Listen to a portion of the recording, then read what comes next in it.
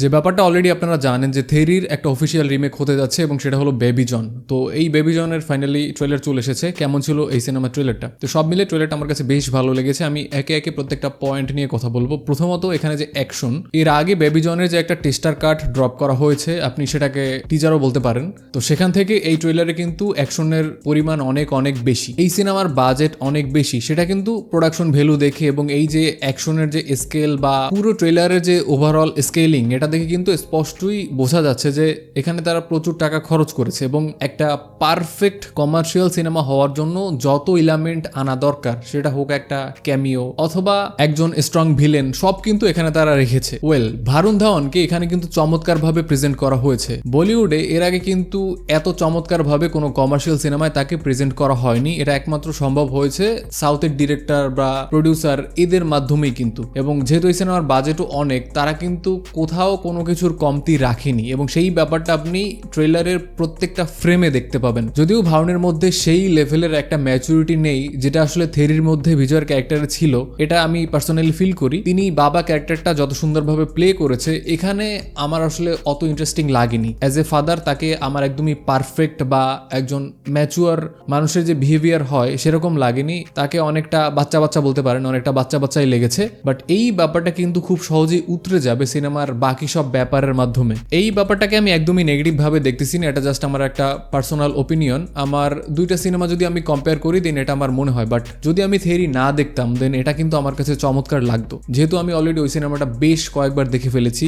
এবং ওটা আমার বেশ পছন্দের একটা সিনেমা। তো এই কারণে বারবার একটা কম্প্যারিজন কিন্তু চলে আসে, দুইটার মধ্যে একটা তুলনা কিন্তু অটোমেটিক চলে আসে। তবে ভারুণের থেকেও ট্রেলারে ভিলেনের ক্যারেক্টারটাকে আমার অনেক বেশি স্ট্রং লেগেছে। এই যে জ্যাকি শরীফের ক্যারেক্টারটা, তার স্ক্রিন প্রেজেন্স এত চমৎকার, মানে এই যে নায়ককে তিনি জাস্ট একদম ওভার শ্যাডো করে দিয়েছে। তার যে ডায়লগ এবং তার যে কিছু অ্যাক্টিভিটি, সেটা ছিল খুবই ডেডলি। তো ভারুণের থেকে তাকে আমার অনেক বেশি এক্সাইটিং লেগেছে এই ট্রেলার। সিনেমায় তাকে কতটুকু স্ক্রিন অন টাইম দেওয়া হয় সেটা তো জানি না, এবং তার ক্যারেক্টারটা কতটা ডেডলি ভাবে দেখানো হয় সেই সম্পর্কেও আইডিয়া নেই। বাট ট্রেলারে তাকে দেখে কিন্তু খুবই প্রমিজিং লেগেছে। বেবি জন প্রযোজনা করতেছে অ্যাটলি, যেহেতু তিনি এই সিনেমার ডিরেক্টর না, বাট তবুও কিন্তু পুরো ট্রেলার জুড়ে তার সিনেমার যে একটা সিগনেচার সেটা আপনি দেখবেন। এখানে একটা চোখের শট থাকে, খুব ডিটেইল একটা শট। এই সব ডিটেইল শট কিন্তু অ্যাটলির সিনেমায় প্রচুর পরিমাণে দেখতে পাওয়া যায়। ডিরেক্টর হিসেবে না থাকলেও এই সিনেমায় তার বেশ ভালো রকম একটা ইনফ্লুয়েন্স আছে, সেটা ওভারঅল লুক অ্যান্ড ফিল দেখেই বোঝা যাচ্ছে। এখন বলিউডে ভারুণ ধাওয়ান যে অবস্থানে আছে,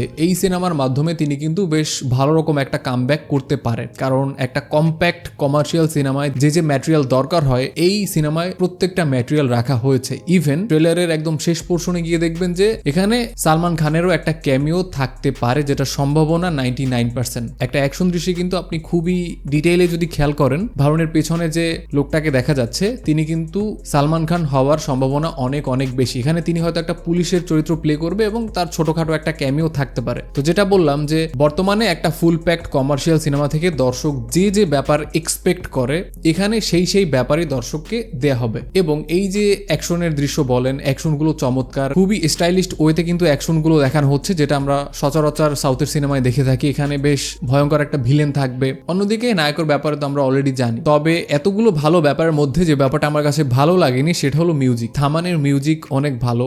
এই ট্রেলারেও তিনি খুব ভালো মিউজিক দিয়েছে, বাট ট্রেলারের শুরু থেকে শেষ অবধি আপনি যদি মিউজিকটা খেয়াল করেন এবং বেশি সাউন্ড দিয়ে একটু শোনেন, মিউজিকটার মধ্যে ভ্যারিয়েশন খুবই কম এবং এত বেশি লাউড। শুনতে হয়তো ভালো লাগবে, বাট একটা সময় আপনার খুবই অড লাগবে। আপনি 2-3 ঘন্টা যদি অ্যাকশন গেম খেলে বের হন, আপনার যে একটা বিরক্তিকর ফিল হবে। মিউজিকটা ভালো, বাট ট্রেলারটা আমি ব্যাক টু ব্যাক 2-3 বার চালানোর পরে আমার বিরক্তিকর একটা ফিল হচ্ছিল, বিকজ অফ এটার যে সাউন্ডের যে ট্রিটমেন্টটা, এটার জন্য। তো আমি জানি না যে আপনার কাছে সাউন্ডটা কেমন লেগেছে, বাট সাউন্ডের এই পোর্শনটা আমার কাছে খুব একটা ভালো লাগেনি। শুনতে হয়তো ভালো লাগে, বাট লম্বা সময়ব্যাপী সাউন্ডটা আসলে শোনা যাচ্ছিল না। রোমান্টিক মিউজিকের কথা যদি বলেন, সেখানে কিন্তু অনিরুদ্ধের থেকে থামান অনেকাংশে এগিয়ে থাকবে। আপনি সাউথের এরকম অনেক চমৎকার সুদিং গান পেয়ে যাবেন। অনিরুদ্ধের থেকে থামান অনেক ভালো মিউজিক দিয়েছে, বাট যখন মাসি একটা সিকোয়েন্সের ব্যাকগ্রাউন্ডের কথা আসবে বা ওভারঅল সিনেমার ব্যাকগ্রাউন্ডের কথা আসবে কমার্শিয়াল সিনেমার, তখন কিন্তু অনিরুদ্ধ অনেকাংশেই এগিয়ে যাবে তার থেকে। তবে সব মিলিয়ে পুরো ট্রেলারটা আমার কাছে চমৎকার লেগেছে। এই সিনেমাটার মাধ্যমে ভারুণ ধাওয়ান বেশ